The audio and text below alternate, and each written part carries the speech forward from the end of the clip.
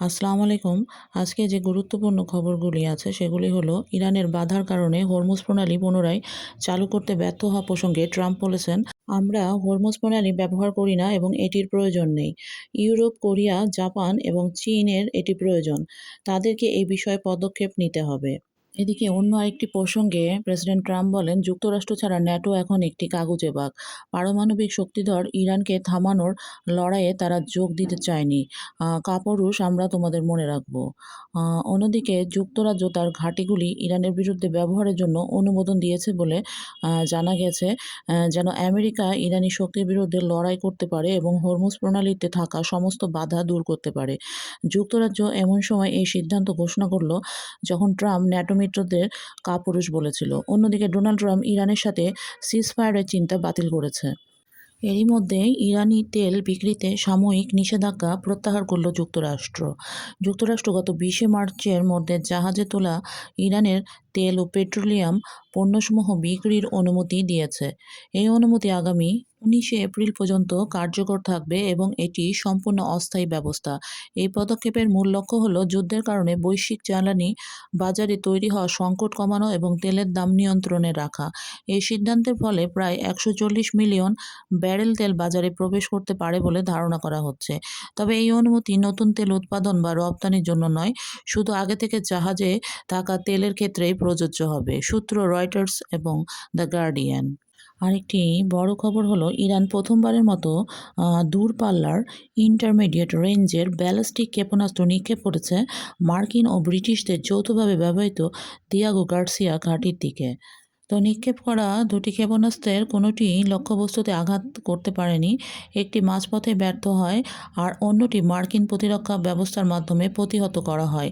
এই হামলাটির গুরুত্বপূর্ণ কারণ হলো দিয়াগো গার্সিয়া ঘাঁটিতে সাধারণত মার্কিন বোমারু বিমান যেমন B-2 স্পিরিট মোতায়েন থাকে। এছাড়া এই ঘাঁটি ইরান থেকে প্রায় 4000 কিলোমিটার দূরে অবস্থিত। ফলে এই হামলার চেষ্টা ইঙ্গিত দেয় যে ইরানের ক্ষেপণাস্ত্রের পাল্লা আগের ধারণার চেয়ে অনেক বেশি। সূত্র দ্য ওয়াল স্ট্রিট জার্নাল।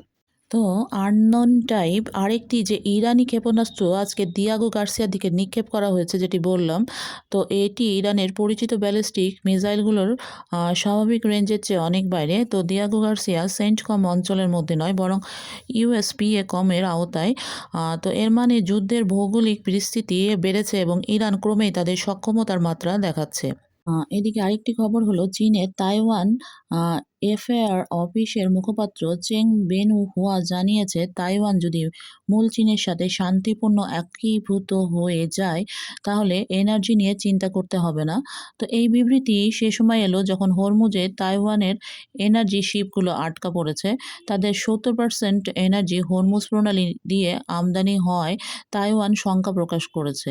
তাইওয়ানের পক্ষ থেকে একে কগনিটিভ ওয়ারফেয়ার বা মানসিক যুদ্ধ বলে উড়িয়ে দিয়ে বলা হয়েছে যে এপ্রিল পর্যন্ত তাইওয়ানের হাতে এনার্জি মজুত রয়েছে। তারা আশা করছে আমেরিকা দ্রুতই হরমুজের নিয়ন্ত্রণ নেবে এবং অবাধ চলাচলের ব্যবস্থা করবে। আজকে ঈদের দিনেও ইরানের প্রতিটি শহরে কমবেশি হামলা চলেছে সারাদিন। আর ইরান আজ কয়েক ধাপে মধ্যপ্রাচ্যের বিভিন্ন দেশে মার্কিন ঘাঁটিগুলো লক্ষ্য করে হামলা চালিয়েছে। তো আরেকটি খবর, জাপানি জাহাজগুলো ইরানের সাথে সমন্বয় করলে ইরান তাদেরকে হরমুজ প্রণালী নিরাপদে পার হতে সাহায্য করবে বলে জানিয়েছেন ইরানের পররাষ্ট্রমন্ত্রী আব্বাস আরাকচি। সূত্র কাইডো নিউজ।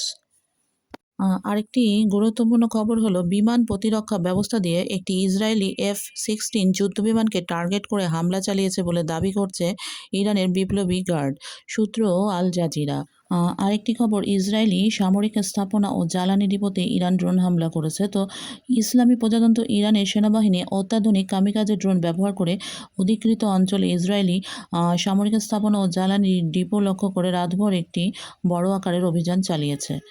এদিকে আমেরিকান সাংবাদিক ইথান লেভিন্স ইরান ইউএস যুদ্ধে ইরানের সাফল্যগুলো এভাবে বর্ণনা করেছেন যে প্রথমত রাশিয়ার তেলের উপর নিষেধাজ্ঞা তুলে নেওয়া হয়েছে। ইরানের তেলের উপর নিষেধাজ্ঞা তুলে নেওয়া হয়েছে। হরমুজ প্রণালী দিয়ে যাওয়ার জন্য জাহাজগুলো ইরানকে প্রতি জাহাজে $20 লাখ করে ট্যাক্স প্রদান শুরু করেছে। মার্কিন শেয়ার বাজার থেকে $1 ট্রিলিয়ন উধাও হয়েছে। কথিত রাডার ফাঁকি দেওয়ার ক্ষমতা থাকা মার্কিন F-35 যুদ্ধবিমানের অকার্যকারিতা প্রমাণিত হয়েছে। মার্কিন ঘাঁটিগুলো ক্রমাগত আক্রমণের শিকার হয়েছে। এক আয়াতুল্লাহ খামেনি জায়গায় আরেক আয়াতুল্লাহ খামেনি ইরানের সর্বোচ্চ নেতার পদে বসেছেন।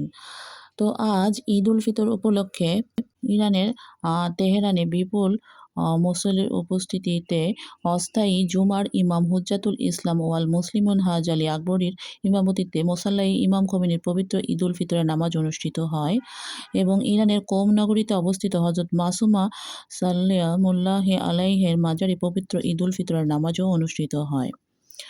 তো আজ এই ছিল খবর। তো সবাই ভালো থাকবেন। অনেক অনেক শুভেচ্ছা থাকলো। আবারও দেখা হবে ইনশাআল্লাহ। আল্লাহ হাফেজ।